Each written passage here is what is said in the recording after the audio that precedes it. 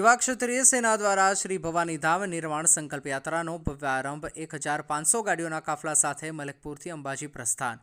युवा क्षत्रिय सेना द्वारा श्री भवानी धाम निर्माणના સંકલ્પ સાથે આજે ખેરાલુ તાલુકાના મલકપુર રામદેવ પીર ધામથી ભવ્ય યાત્રાનું પ્રસ્થાન કરવામાં આવ્યું। અંદાજે 1500 જેટલી ગાડીઓના કાફલા સાથે નીકળેલી આ યાત્રા ક્ષત્રિય સમાજની એકતા, શક્તિ અને સંકલ્પનું પ્રતીક બની રહી છે। યાત્રાનું સમાપન અંબાજી ખાતે થશે, જ્યાં વિશાળ સભાનું આયોજન કરવામાં આવ્યું છે।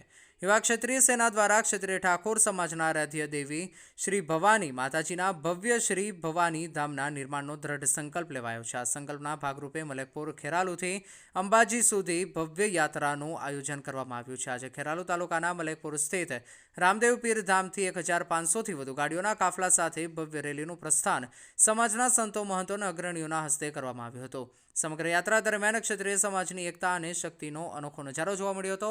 યાત્રાનું સમાપન અંબાજી ખાતે થશે, જ્યાં ભવ્ય સભાનું આયોજન કરવામાં આવ્યું છે। આ સભામાં સમાજના વિકાસ, સંગઠન અને શ્રી ભવાની ધામના ભાવિ આયોજન અંગે વિસ્તૃત ચર્ચા કરવામાં આવશે। युवा क्षत्रिय सेना द्वारा वर्ष 2011 श्री भवानी धामना निर्माणના સંકલ્પ સાથે સતત વિવિધ યાત્રાઓ અને કાર્યક્રમોનું આયોજન કરવામાં આવી રહ્યું છે। प्रस्तावित श्री भवानी धाम ने क्षत्रिय ठाकुर समाज माटे सामाजिक, शैक्षणिक, आर्थिक और राजकीय पावर हाउस तरीके विकसावવાની प्रतिबद्धता व्यक्त કરવામાં આવી છે। આ પ્રસંગે રાજકોટ ખોડિયાર માતાના પૂજારી, પાટણના સાંસદ ભરતસિંહ ડાભી, ગુજરાત ભાજપ ઉપાધ્યક્ષ નટુજી ઠાકોર, કલોલના પૂર્વ ધારાસભ્ય અને મહેસાણા જિલ્લા કોંગ્રેસ પ્રમુખ બળદેવજી ઠાકોર, પૂર્વ ધારાસભ્ય ભરતજી ઠાકોર, કલાકાર જિગ્નેશ બારોટ, સદારામ નક્ષત્રના મહંત સહિત મોટી સંખ્યામાં ક્ષત્રિય સમાજના યુવાનો, મહિલાઓ અને વરિષ્ઠ નાગરિકો ઉપસ્થિત રહ્યા હતા। रिपोर्टर चेतन पटेल, महेसाणा। युवा क्षत्रिय सेनाना अध्यक्ष श्री अभिजीतसिंह बारडનો એક દૃઢ સંકલ્પ હતો કે ભવાની ધામનું નિર્માણ કરવું, અને આ નિર્માણના ભાગરૂપે અભિજીતસિંહ બારડે આજે મલકપુર રામદેવજી મંદિરથી માં અંબાના ચરણે એક રેલીનું ભવ્ય આયોજન કર્યું છે, જેમાં 1008 ગાડીઓ દોરાવાની છે। ભવાની ધામ જ્યારે બનશે ત્યારે ક્ષત્રિય સમાજની એકતાનું એક મહાબિંદુ બનશે।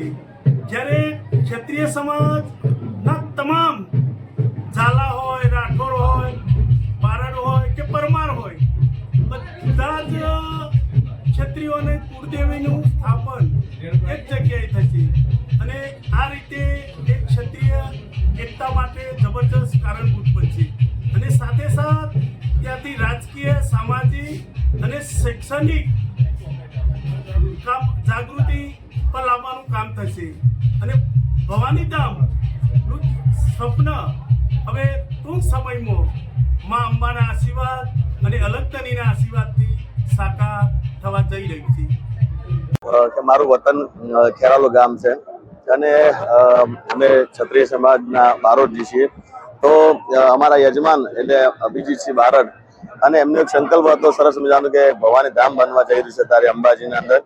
તો આજ રોજ અમારા વતન એટલે બાજુમાં મલકપુર ગામથી લગભગ 1000 ઉપર ગાડીઓ લઈને જઈ રહ્યા છે, અને ત્યાં ભવાની ધામ બનવા જઈ રહ્યું છે। શિક્ષણ માટેની પણ ખૂબ સારી વાત છે, અને આપણા અમે મને બારોજી તરીકે એટલે મારા પિતાશ્રી તરફથી અને મારા તરફથી એમને ખૂબ ખૂબ શુભકામના પાઠવું છું, અને ખૂબ આગળ એમની પ્રગતિ થાય, અને ખૂબ આવા ક્ષત્રિય સમાજમાં આવા સારા સારા કાર્યો જે થવા જઈ રહ્યા છે, તો હું ખૂબ લાગણી અનુભવું છું અને ખૂબ આગળ પ્રગતિ થાય। જય માતા।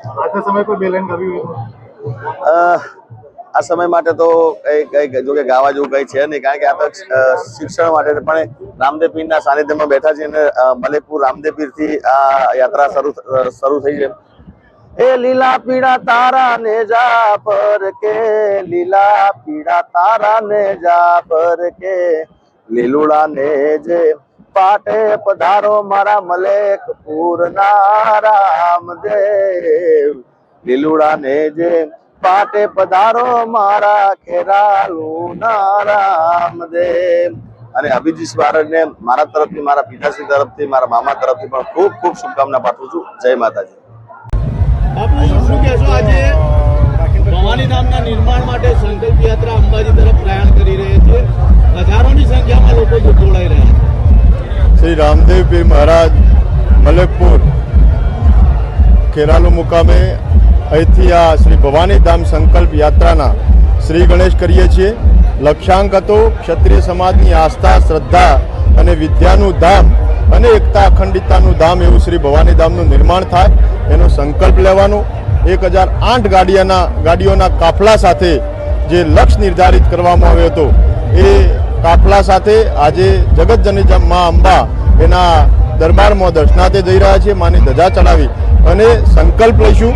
પણ આજે 1008 કરતાં પણ અનેક ગણી ગાડીઓના કાફલા સાથે અહીંયા માનવ મેરામણ ઉમટ્યું છે. ત્યારે શ્રી ભવાની ધામ સંકલ્પ યાત્રામાં સૌનું, ક્ષત્રિય સમાજનું, ક્ષત્રિય ઠાકોર સમાજનું અને 18 વર્ણનું હૃદયપૂર્વક સ્વાગત કરું છું, આવકારું છું. આવનાર દિવસમાં જે ધામ બનવાનું છે એમાં શૈક્ષણિક કે અનેક કાર્યક્રમો થશે. સામાજિક, શૈક્ષણિક, આર્થિક, રાજકીય અને સમાજના સર્વાંગી વિકાસ માટેનું એક માતૃ સ્થાનક એટલે ભવાની ધામ ક્ષત્રિય સમાજનું પાવર હાઉસ તરીકે ભવિષ્યમાં આ ધામ ઉભરી આવશે એમાં લેશ માત્ર શંકા નથી. આજની આ યાત્રા એક રાજકીય લેવલે એક શક્તિ પ્રદર્શનની ગણી શકાય.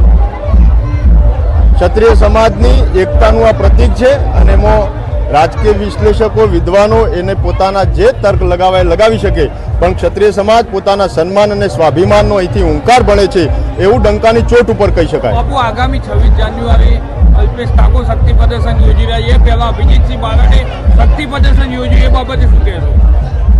શક્તિ પ્રદર્શન કરતા આ ક્ષત્રિય સમાજનું શક્તિ પ્રદર્શન છે. માં જગદંબાની આસ્થા અને વિશ્વાસનું શક્તિ પ્રદર્શન છે. અને રાજકીય લોકો જે પણ કાર્યક્રમો કરતા હોય એમને શુભકામનાઓ પાઠવીએ છીએ, પણ આ માત્ર ક્ષત્રિય સમાજના સન્માન અને સ્વાભિમાન માટેની આ સંકલ્પ યાત્રા છે. દેશ અને દુનિયાના સમાચાર જોવા માટે અમારી ચેનલ MG લાઈવ ન્યૂઝને સબસ્ક્રાઇબ કરો અને બેલ આઇકોન પર ક્લિક કરો, જેથી રોજે રોજની અપડેટ આપને મળતી રહે. સાથે જ અમારું ફેસબુક અને ઇન્સ્ટાગ્રામ પેજને પણ ફોલો કરો.